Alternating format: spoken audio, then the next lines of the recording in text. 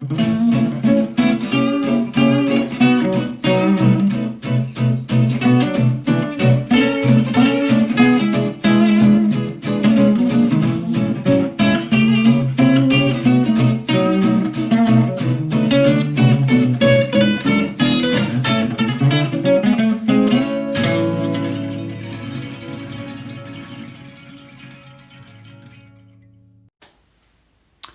there, and a special Christmas greeting. I think one of the most exciting things about 2020 is we've actually got to the end of it. So yeah, it's good to be here again. So today I wanted to do a solo show called How to Start a Band. Now I'm only going to be doing this on audio because so that for those of you who normally watch this on YouTube, unfortunately you're just going to get a picture of me. But anyway, that's primarily because I haven't had my hair cut for about, well, I don't know how long now, as Kent has gone back into tier 4, for those of you who are unfamiliar, who don't live in the UK. It's a little bit like the Spinal Tap film where things go up to 11. So, you know, tier 3 was supposed to be the worst, but now we've got another level. Anyway, so how to start a band.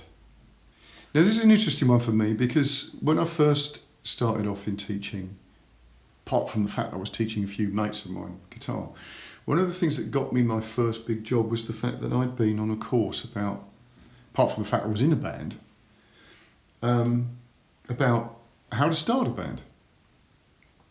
And I'd actually done this course up in London,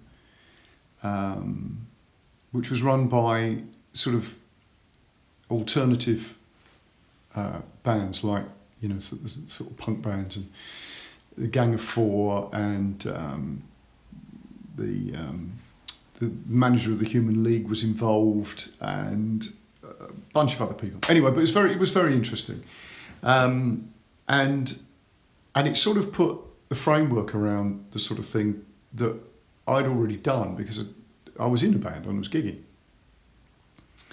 And I've seen a few things on the internet, and to be quite honest, it's, you know, like a lot of this stuff, it's a bit, you know, well, in places it's crap, you know.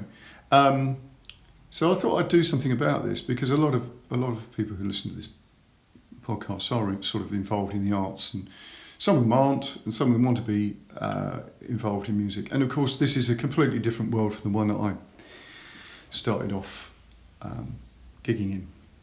Anyway, so I thought I would go through some things that I wrote actually as a blog, but I talk a little bit more in depth about it. So, obviously, I come from the UK, and sort of North Kent in particular when I was sort of involved in playing. So that area was particularly good for, you know, young bands, and you know, punk and stuff like that was obviously around, and there was also a sort of a blend of things like reggae and rock, and there were lots of opportunities for bands to play, particularly in the Medway. Lots of little clubs and venues, and quite an arty, but also quite a rough place. But you know, this is good. Things weren't complicated. That was the point. And I think this is the important thing to remember often with starting with a band. Those periods of time where music really flourishes is when it's actually quite straightforward and quite simple. So early rock and roll, obviously the early blues stuff, and the periods where, you know, skiffle was important. These are times when the great bands and the musicians that ended up becoming the great bands started cut their teeth, if you like. And so for my period of time, it was obviously after all the glam rock thing had finished, and the you know, I was interested obviously in sort of heavy metal and whatever. But a lot of it went back to the early days of blues for me, and some of the sort of 60s bands, you know.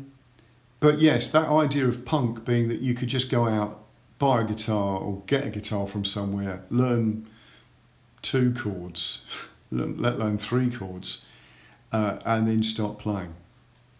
Getting together with your mates, get somebody on drums, somebody playing a bit of simple bass, and you could start. So this was a very important bit. So music has a habit of getting complicated, but only to be knocked back to the basics. And I would say now is the time for that sort of thing again. And you could sort of see that in the sort of grunge thing, you could see that in the sort of grime stuff and all the rest of it, you know, where different technical things come in and make a difference to what. So all you really need is a couple of chords and the passion to play and to get into time. So the band classically needs a bass, drums, guitar and keyboards and vocals. Doesn't have to, but that's generally, you know, the format, isn't it?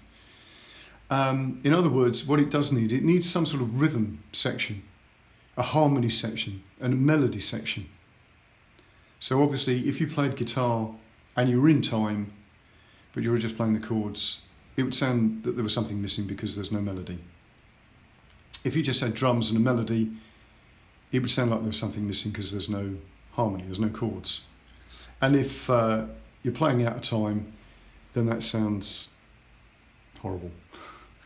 Okay. So where are these people? Firstly, you need to look to your friends. And because you've got to get on with the other people in the band. That's so important.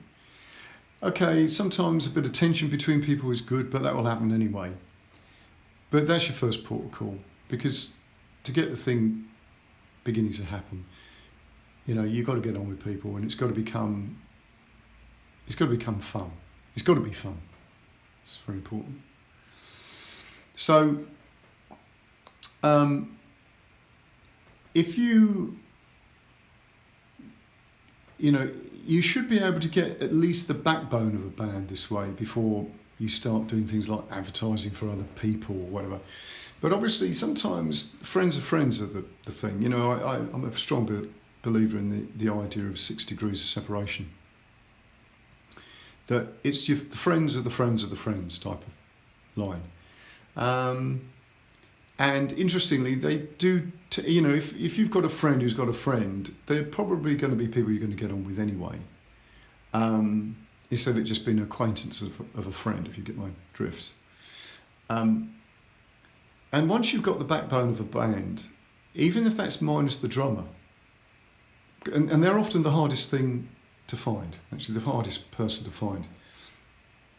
But I would suggest that the band can form, you know, create the set without one while you're looking for one, because sometimes once you get something happening and you might have recorded with a drum machine or, you know, some demos or whatever, or you brought somebody in who could just play but they weren't interested in joining, then that's obviously something that you could use to get a drummer interested in playing along with you. And I often suggest to people that are starting off, you know, because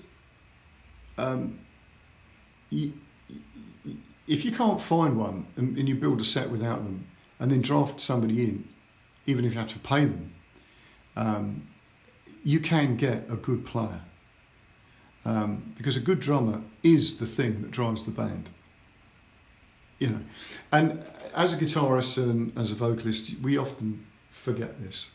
The drummer and the bass player are the guys who create the machine that drives the music. So, you know, I can't sort of,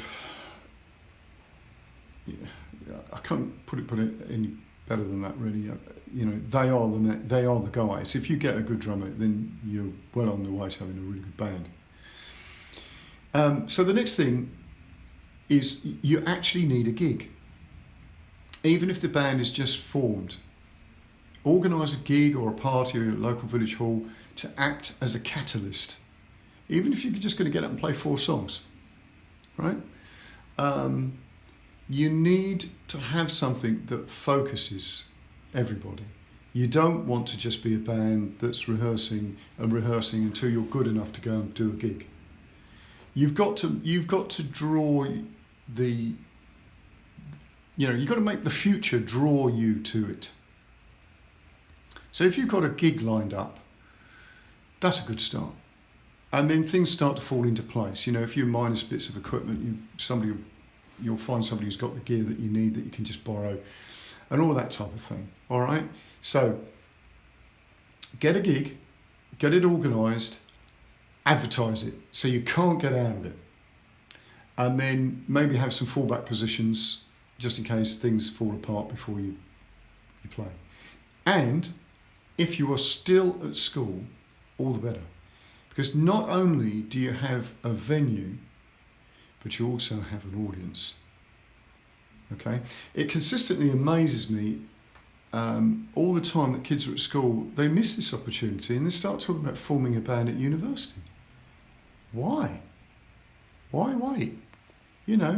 Make sure that you do it now. Make your band the school band. And if there are lots of other bands at school, great. Start with the idea that if there are other people out there doing stuff, see if you can work with them as as a support band. Create a network. Okay, so next thing, rehearsals. You'll need to find somewhere to work on your material, obviously, and build the team. And now, this is easier now than it was back in the day. Make sure that you practice your stuff at home that you need to know, so that when you get to the rehearsal, it's just a case of it being put together. And that's true for everybody. And you'd be amazed how many times when you get to a rehearsal, the vocalist doesn't know the song, the drummer's not listened to it, blah, blah, blah, blah, and you end up just sort of, jamming's good. I'm not saying it's not a good thing, but you want to focus your time in rehearsals. So, here's the thing. If you've got a rehearsal booked, and it's booked for 4 hours, let's say, and you get to the point where you've got the set, and you've got the songs that you've got to work on, and you're putting them in order, and you know how you're going to put the whole thing together. Put a list of what you're going to do in the rehearsal, and tell everybody once you've done those things, and it could include a jam session and all the rest of it. Once you've done those things, you're done, and you can go home. Meaning that if you get that done in 3 hours, you can stop and go home. Okay? Now, what that does is it creates a real work ethic. Now, I mean this in the best way, right? Because I'm a little bit cagey about that term. But you want people to be focused and to be in that moment of you're doing that stuff, you're creating the music, whatever it is, okay. And you're not farting around. It's like you're giving yourself to that. And actually doing that stuff where you have a list and you work through the stuff and it's focused and whatever, lends itself to that type of thinking. Now, a lot of people might, challenge me on this, but for me, that's always worked. And I would suggest that. And if it's your band, it sort of means that you've created some sort of direction and everything, which I think is actually important, because for most people, they're quite happy to be directed. And I mean that in the nicest way as well, as long as they enjoy what's going on. And right, so the songs to choose, keep them simple. Not a list of your favourite songs. Make a list of numbers that an audience will like. And so here are a few ideas, right? So some old rock and roll songs. Okay, Kinks numbers, punk numbers, grunge, old soul, reggae, blue beat, things that are going to get the crowd moving, dancing, and that are easy to play. So take Stairway to Heaven off your list. Take Bohemian Rhapsody off your list. Okay, you can hone your skills as a unit, and you can write your own stuff like that. So if you're interested in anything like, writing stuff, I do songwriting things that are just by donation. So you could just contact, there's a contact thing below this video or in the show notes, depending on how you're listening to this. So one other area that's very important is gear. Now, obviously, nowadays, people generally have their own gear, and it's of good quality. Gear is easier and cheaper to buy than it was in the past. But occasionally, there are certain bits of equipment that are shared, like the PA system. Now, you've got to make sure that you know what's going to happen if you shared it out amongst the group. You've got to have clear guidelines to what happens if somebody leaves or the group breaks up. Okay. So once you've got those type of things in place, then you don't have to worry too much about it. And I mean, again, transportation tends to be an easy thing now, whereas in the past, there'd be one person with a car.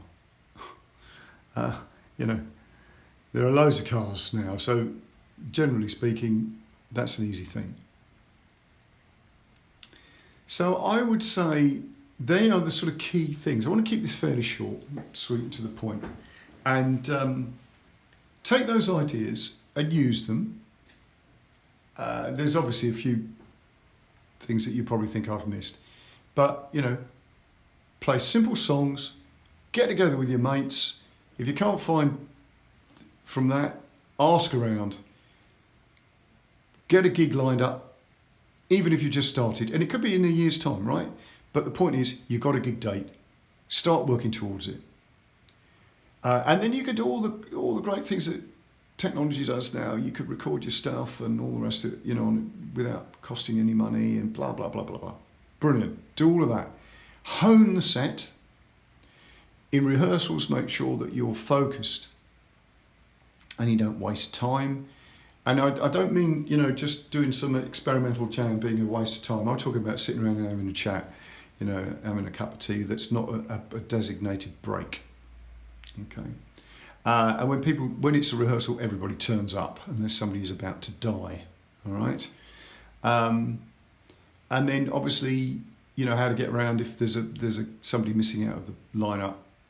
Bring somebody in at the last moment, whatever. Pay them if you've got a gig coming up.